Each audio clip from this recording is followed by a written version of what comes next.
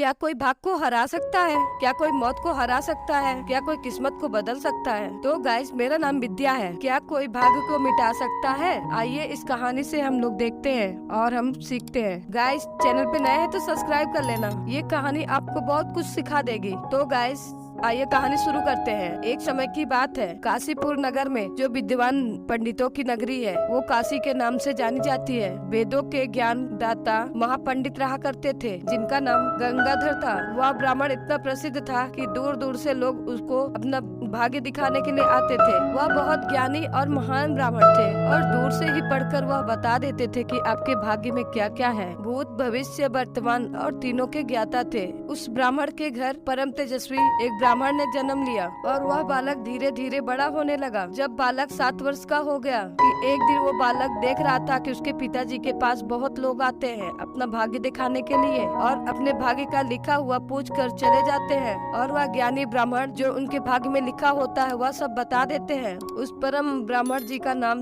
गंगाचार्य था। पंडित जी बहुत विद्वान थे गंगाचार्य जी, और उनका पुत्र जो था देखता था कि मेरे पिताजी इतने विद्वान हैं। एक दिन वह उनके बालक के मन में विचार आया कि मैं अपने पिताजी से कुछ प्रश्न पूछूंगा। वह पिताजी के पास आया और पिताजी से कहने लगा कि यह समस्त संसार का भाग्य रेखा देखते हैं आप ज्योतिष की ज्ञाता हैं, आप सबको बता देते हैं कि आप लोग के साथ क्या होगा। हे पिताजी, आप मेरा भाग्य क्यों नहीं देख लेते हैं? जब आप इतने विद्वान हैं, वेद शास्त्रों के महान ज्ञाता हैं, तो पिताजी आज मेरा भाग्य देखिए। वह पंडित गुरुचार्य ने जब अपने पुत्र की बात सुनी तो बोले, अभी तुम बालक हो, अभी तुम्हारा भाग्य देखने का समय नहीं आया है, और जब तुम्हारा भाग्य देखने का समय आएगा तो मैं अवश्य देखकर तुम्हें बताऊंगा। जब बालक यह बात सुनता है तो उनके मन में बहुत दुख होता है, तो और अपने माँ के पास लौट जाते हैं। धीरे धीरे गंगाचार्य के पुत्र की बात दिमाग में घूमने लगी। गंगाचार्य पंडित जी सोचने लगे कि मेरे पुत्र ने ये कहा है कि पिताजी आप मेरा भाग्य क्यों नहीं देख लेते हैं, और ब्राह्मण के मन में यह विचार आया कि क्यों न मैं अपने पुत्र का भाग्य देख ही लूं।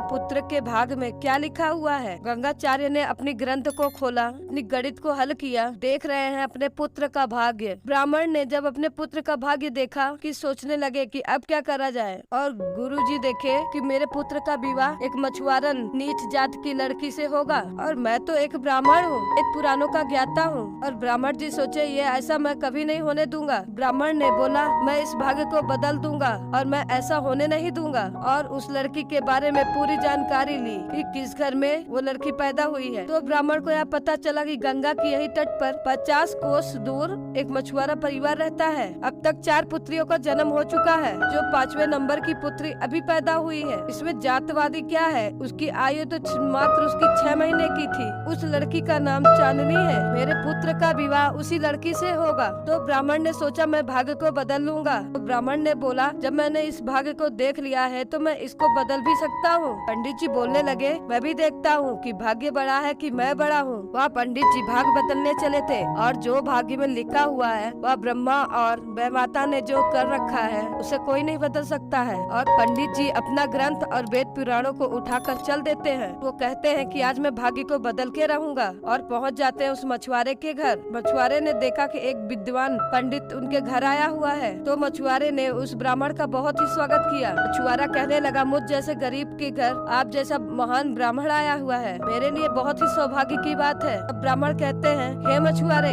से एक बात जानना चाहता हूँ, क्या निकट समय में 6 महीने के भीतर तुम्हारे घर कोई बालक ने जन्म लिया है? मछुआरा बोलता है, हाँ भगवान, मेरे घर में पुत्री का जन्म हुआ है। ब्राह्मण कहता है, क्या उसका नाम चांदनी है? मछुआरा बोलता है, जी भगवान, ने उसका नाम चांदनी ही रखा है कि वह परम सुंदरी है, चंद्रमा के समान है, इसलिए मैंने उसका नाम चांदनी रखा है। तब ब्राह्मण बोले कि मैं त्रिकालदर्शी हूँ, इसी मार्ग से जा रहा था तो मैंने देखा कि तुम पर तो बहुत बड़ा संकट आने वाला है। जब तक वह तुम्हारी पुत्री तुम्हारे घर रहेगी, तुम्हारे घर में पुत्र का जन्म नहीं होगा। हे मछुआरे, अगर तुम अपने घर में पुत्र को देखना चाहते हो तो उस पुत्री को तुम्हें अपने घर से दूर भगाना होगा। मछुआरे ने यह बात सुनी तो कहने लगा, वाह कि मात्र वो 6 महीने की है 6 महीने की बालिका है, मैं उसे कहाँ छोड़ दूँ। तब ब्राह्मण बोलते हैं, देखो मछुआरे, मैं तुम्हें ये बता रहा हूँ, तुम्हारे साथ ऐसा होने वाला है, मैं तुम्हारा सहायता भी करूँगा। तुम इस पुत्री को मुझे दे दो, मैं इसका पालन पोषण करूँगा और जब बड़ी हो जाएगी तो मैं इसकी शादी कर दूंगा। अपनी 6 माह की पुत्री चांदनी को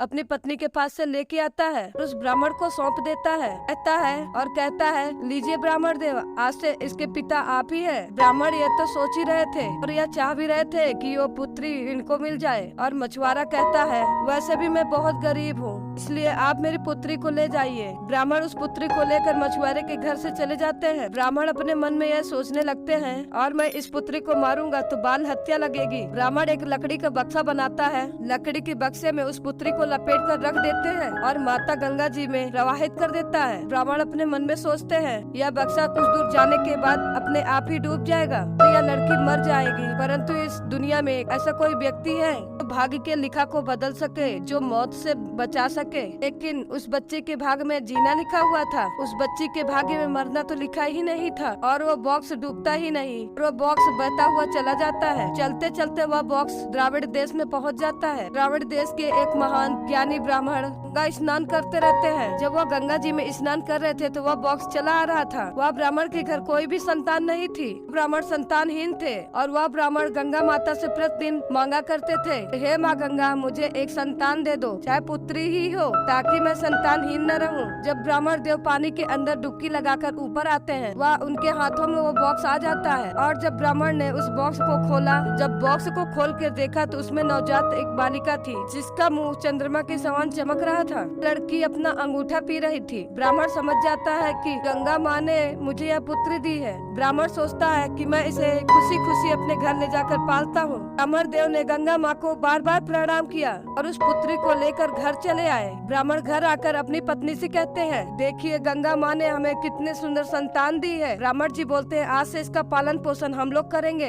हमारी एकलौती पुत्री को हम बहुत अच्छे संस्कार देंगे, बहुत अच्छे से पालेंगे और इसे किसी भी चीज की कमी नहीं होने देंगे। धीरे धीरे समय निकलता गया, वो लड़की जवान होने लगी। जैसे जैसे वह लड़की बड़ी होती रही, उसकी सुंदरता की तुलना तो रति से भी नहीं की जा सकती। कामदेव भी उसके सामने लज्जित हो जाते हैं। इतनी सुंदर प्यारी कन्या, मानो जैसे स्वर्ग से अप्सरा आ गई हो। गंगाधर पंडित अपने पुत्र का नाम चंदन रखा था। इधर वह लड़की 16 वर्ष की हो गई। द्राविड़ देश का ब्राह्मण, उसने सोचा, मेरी पुत्री 16 वर्ष की हो गई है, जिसका चेहरा चांद से भी ज्यादा सुंदर, और अप्सरा भी देख के उसे लज्जित हो जाती। ब्राह्मण अपने पत्नी से बोलता है कि मेरी पुत्री विवाह योग्य हो गई है और मैं अपनी पुत्री का विवाह तय करने जा रहा हूँ। तब ब्राह्मण की पत्नी कहती है कि आप जैसा चाहें वैसा कर सकते हैं। पत्नी बोलती है कि याद रहे, जितनी सुंदर मेरी बेटी है उतना ही सुंदर मुझे दामाद चाहिए। ब्राह्मण देव कहते हैं, तुम चिंता न करो, मैं अपने पुत्री की जैसा तेजस्वी बुद्धिमान पुत्र देख के आऊंगा। ब्राह्मण अपनी पत्नी से कह के पुत्री की विवाह के लिए चल देते हैं। पुत्र खोजते खोजते उसी काशी नगरी में आ जाते हैं। प्रसिद्ध नगरी में गंगाचार्य का नाम तो हर कोई जानता था।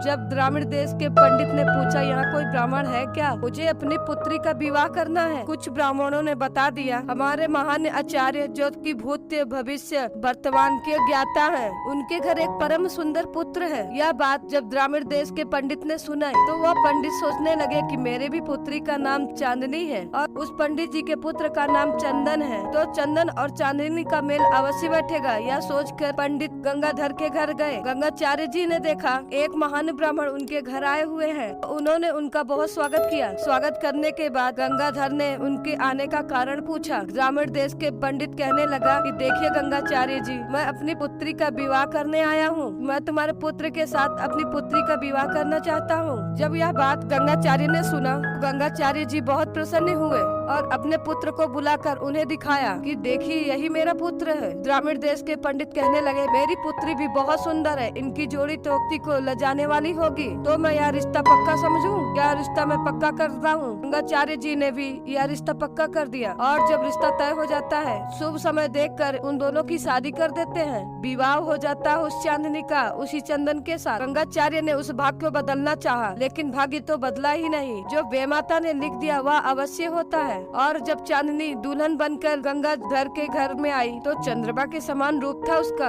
उसे देखकर सभी गांव वाले कहने लगे कि वास्तव में गंगाचार्य का पुत्र भी बहुत सुंदर है और उनकी जो पत्नी आई है वो भी बहुत सुंदर है, मानो जैसे स्वर्ग लोक की अप्सरा हो। गंगाचार्य जी बहुत प्रसन्न हो गए कि मेरे पुत्र का विवाह हो गया। गंगाचार्य जी ने सोचा कि मैंने तो जब अपने बेटे का भविष्य देखा था वो मछुआरे की बेटी से लिखा हुआ था शादी का, लेकिन मैंने उस भाग्य को बदल दिया। धीरे धीरे समय बीतता गया। गंगाचार्य चांदनी से बात कर रहे थे। गंगाचार्य जी कहते हैं कि पुत्री तुम अकेली हो, तुम्हारे और भाई बहन नहीं है। चांदनी कहती है मैं अकेली हूँ। चांदनी कहती है मुझे भी मेरे पिता को गंगा माँ ने दिया था। आज से 16 साल पहले की बात है। माता पिता के कोई संतान नहीं थी। मेरे दुष्ट माता पिता ने एक लकड़ी के बॉक्स में कपड़े में लपेटकर पानी में दहा दिया था और मैं बहती हुई गंगा में जा रही थी। मेरी आयु मात्र 6 महीने की थी। मेरे जो पालित पिता हैं ब्राह्मण देश के पंडित मुझे बताते हैं उन्हीं ने मुझे पाला और पाल पोस कर इतना बड़ा किया है। चांदनी ने गंगाचार्य को यह बात बताई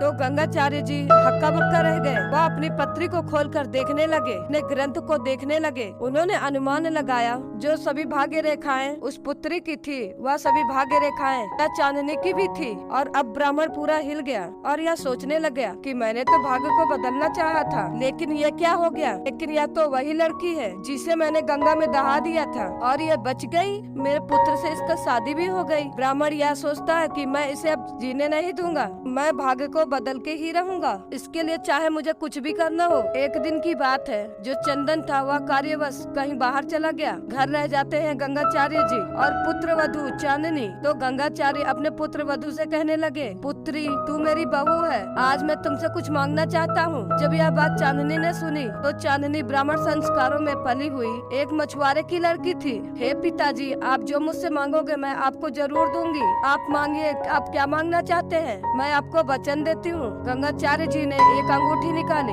अंगूठी को दिखाकर कहने लगे कि बेटी मैं तुमसे कहता हूँ जब तक कि ये अंगूठी ढूंढ करके ना लाओ मेरे घर मत आना। तुम्हारे पिता के घर भी तुम्हें नहीं जाना है। तक कि ये अंगूठी तुम नहीं लाओगी तक तुम मेरे पुत्र की पत्नी नहीं रहोगी। यह बात जब चांदनी ने सुनी, चांदनी ने कहा हे पिताजी मैं इसका अर्थ नहीं समझी। गंगाचार्य जी कहते हैं हे पुत्री जो मैंने कह दिया तो कह दिया। चांदनी कहती है पिताजी अंगूठी का आप क्या करेंगे। गंगाचार्य जी कहते हैं यह अंगूठी को मैं इस समुद्र में फेंकवा रहा हूँ। तो चांदनी को लेकर गंगाचार्य जी समुद्र के तट पर पहुँचते हैं और गंगाचार्य जी चांदनी को वह अंगूठी दिखाकर समुद्र में फेंक देते हैं। गंगाचार्य जी चांदनी से कहते हैं जिस दिन यह अंगूठी लेकर आओगी तुम उस दिन तुम मेरे घर आ सकती हो। चांदनी समुद्र के तट पर अकेली रह गई। गंगाचार्य अपने घर को चल देते हैं और अब तो सोचते हैं कि अब ये चांदनी को यह अंगूठी कभी मिलेगी ही नहीं और मैं अपने पुत्र का विवाह किसी ब्राह्मण कन्या के साथ कर दूंगा। अब मैं देखता हूँ कि भाग्य में कैसे नहीं बदल सकता हूँ। जब मैं भाग्य को देख सकता हूँ तो मैं भाग्य को बदल भी सकता हूँ। ऐसा सोचकर गंगाचार्य अपने घर आ जाते हैं। उधर चांदनी सोचती है हे भगवान अब तो मैं अपने घर भी नहीं जा सकती, मैं वचनबद्ध हूँ, कोई और रास्ता देखना होगा। मैं समुद्र में से खोजकर अंगूठी भी नहीं ला सकती। यह सोचकर चांदनी वहाँ से चल देती है और चलते चलते उज्जैन नामक शहर में आ जाती है। जब चांदनी उज्जैन आई तो वहाँ एक राजपूत परिवार रहा करते थे। चांदनी अपने मन में सोचा आज की रात तो मुझे यहाँ निकालनी होगी, कल देखा जाएगा। कहते हैं जब किस्मत अच्छा होता है तो सब कुछ अच्छा ही होने लगता है। चांदनी उस राजपूत के घर पहुँच जाती है। वो लोग संतानहीन थे, उनके घर पे कोई संतान नहीं थी। चांदनी को देख कर वह राजपूत बोलता है बेटी तुम कहाँ से आई हो, कौन हो। चांदनी कहने लगी देखिए पिताजी धरती की झेली आसमान की गिरी हुई हूँ, कोई नहीं है, सब कुछ समाप्त हो चुका है। चांदनी फिर कहती है मैं वहीं रह जाऊंगी जहाँ मुझे 2 वक्त की रोटी मिलेगी। राजपूत और राजपूत की पत्नी कहती है कि बेटी कि तुम यहीं रहो, हमारी कोई संतान नहीं है। चांदनी जो थी उस राजपूत के घर रहने लगी। राजपूत चांदनी को अपने घर पे रख लेता है। देखिए सौभाग्य की बात तो यह है कि राजपूत बहुत बड़ा पैसे वाला था। जब भी कोई राजपूत अपना कार्य कोई संपन्न कराता या कोई हवन कराता, कोई यज्ञ कराता तो काशी से उसी गंगाधर पंडित को बुलाते। गंगाचार्य पंडित को अपने यहाँ बुलाया करते थे। गंगाचार्य और राजपूत आपस में बहुत अच्छे दोस्त थे। यह बात राजपूत को नहीं पता था कि हमारा मित्र गंगाचार्य के पुत्र की यह पत्नी है कि जो कि यहाँ हमारे यहाँ भोजन बनाती है और इसे हम अपनी बेटी के रूप में रखे हैं। और धीरे धीरे समय निकला। उज्जैन से एक ब्राह्मण अपनी पुत्री के विवाह के लिए निकला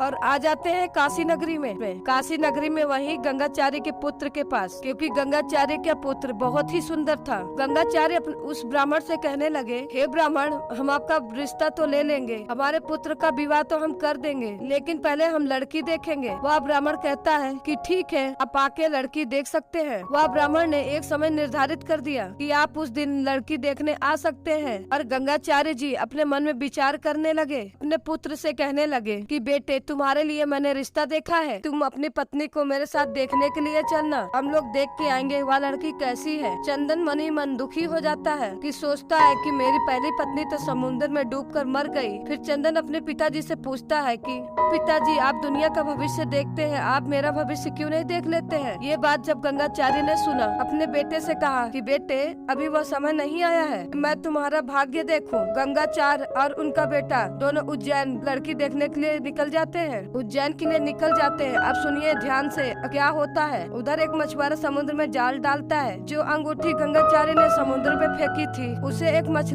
निकल गई थी, और जिस मछली ने अंगूठी को निगला था जाल में फंस गई, जिसे एक टोकरी में भरकर मछुआरा बेचने चलता है। और बेचते बेचते उसी राजपूत के घर पहुंच गया, जहां की चंदन की पत्नी चांदनी रहा करती थी। और जब मछलियों को उस राजपूत ने देखा, मछलियों को खरीद लिया। चांदनी से कहता है, हे पुत्री, आज मैंने यह मछली खरीदी है, तुम इसे बना सकती हो। तो चांदनी कहती है, पिताजी, मैं बना दूंगी। और जब चांदनी मछली काटने को बैठती है, यह तो भाग्य का खेल था। चांदनी ने जैसे ही मछली को काटा, मछली के पेट से निकलकर वह अंगूठी नीचे गिर गई। चांदनी बहुत खुश हो जाती है और कहती है, अरे यह तो वही अंगूठी है। और उधर देखिए, गंगाचार्य और उनका पुत्र अपने लिए पत्नी देखने के लिए वही उज्जैन शहर में पहुंच जाते हैं। गंगाचार्य अपने बेटे से कहने लगे, मेरा यहाँ बहुत बड़ा अच्छा जजमान और मेरा मित्र भी रहता है यहाँ, और कई बार मैं यहाँ उनके पास यज्ञ करने के लिए आया हूँ, और वह मेरा एक अच्छा दोस्त भी है। गंगाचार्य जी कहते हैं, मैं उनसे मिलकर चलूंगा। तो उनका पुत्र कहता है, पिताजी, जैसी आपकी इच्छा हो। तो गंगाचार्य उसी राजपूत के घर पहुँच जाते हैं। जब राजपूत ने उस ब्राह्मण को देखा तो बहुत खुश हुआ, क्योंकि वह ब्राह्मण बहुत ही विद्वान था, परम तेजस्वी था और गंगाधर का मित्र भी था। राजपूत ने पुत्र को बैठाया और ब्राह्मण को बैठाया और बहुत ही स्वागत किया। राजपूत ने सोचा, जो मेरे यहाँ पुत्री रहती है उसका भविष्य क्यों न दिखा दूं मैं। यह सोचकर राजपूत अपनी पुत्री से कहता है, हे पुत्री, इधर आओ, बहुत दूर से यह ब्राह्मण आया है, मैं तुम्हारा भाग्य दिखा देता हूँ। जब राजपूत की बात चांदनी ने सुनी, निकल करके बाहर आई। बाहर बैठे अपने ससुर और पति को देखकर वह चौंक जाती है। गंगाचार्य और उसका पुत्र चंदन जब चांदनी को देखा, उनके आश्चर्य का कोई ठिकाना नहीं था। गंगाचार्य एकदम से कहते हैं, चांदनी, मैंने तुम्हें कुछ कहा था कि जब तक तुम अंगूठी लेकर नहीं आओगी तब तक हमारे घर नहीं आना, और तुम मुझे दिखाई भी न देना। तुमने अपना वचन तोड़ दिया। चांदनी कहती है, पिताजी, ये लीजिए अंगूठी, क्योंकि चांदनी को वह अंगूठी मिल ही चुकी थी। जब यह बात राजपूत ने सुनी, राजपूत कहता है, ये सब कुछ क्या हो रहा है, मेरे समझ में कुछ भी नहीं आ रहा है, आप यहाँ क्या कर रहे हैं ब्राह्मण देव। चंदन भी अपने पिता पर क्रोधित हो गया, तो कहने लगा, पिताजी, आपने तो कहा था चांदनी गंगा जी में डूबकर मर गई, तो आपने मेरे साथ इतना बड़ा विश्वासघात क्यों किया। आप तो मेरे लिए लड़की देखने जा रहे थे, आप तो मेरा विवाह करने जा रहे थे, जबकि मेरी पत्नी यह जीवित है। अब गंगाचार्य क्या कहते कि बेटे, यही तो भाग्य का खेल है, मैं अपने किए पर शर्मिंदा हूँ, मैं इसके लिए बहुत दिल से क्षमा मांगता हूँ। मैंने भाग्य को बदलना चाहा, मैं यह बहुत बड़ा भूल कर रहा था, ईश्वर की विधान में परिवर्तन करने की कोशिश कर रहा था। राजपूत बोलते हैं, ब्राह्मण देव, आप यह क्या कह रहे हैं कि अब तुम्हारे यह जो पुत्री है तुम्हारे पुत्र की पत्नी है। तो गंगाधर कहते हैं, वास्तव में यह ब्राह्मण की पुत्री नहीं है, यह एक मछुआरन की बेटी है, और इसका विवाह मेरे पुत्र के संग लिखा हुआ था, और मैंने उसे मिटाने की बहुत कोशिश की, लेकिन मैं उसे मिटा नहीं पाया। ब्राह्मण चांदनी से कहता कि हे पुत्री, तुम और तुम्हारा पति आराम से रहो, कि मैं अब तुम्हें कुछ भी नहीं कहूँगा। यह बात सुनकर चांदनी बहुत खुश हुई और चंदन भी बहुत खुश हो गया। गंगाचार्य और राजपूत भी इस बात से बहुत खुश हो जाते हैं, क्योंकि गंगाचार्य जी मान जाते हैं, वह हार मान लेते हैं। गंगाचार्य और चंदन चांदनी घर चले आते हैं और आराम से अपना जीवन यापन करने लग जाते हैं। गाइस, वीडियो पसंद आई है तो लाइक करें, चैनल पे नए तो सब्सक्राइब करना। फिर मिलेंगे अगली कहानी में।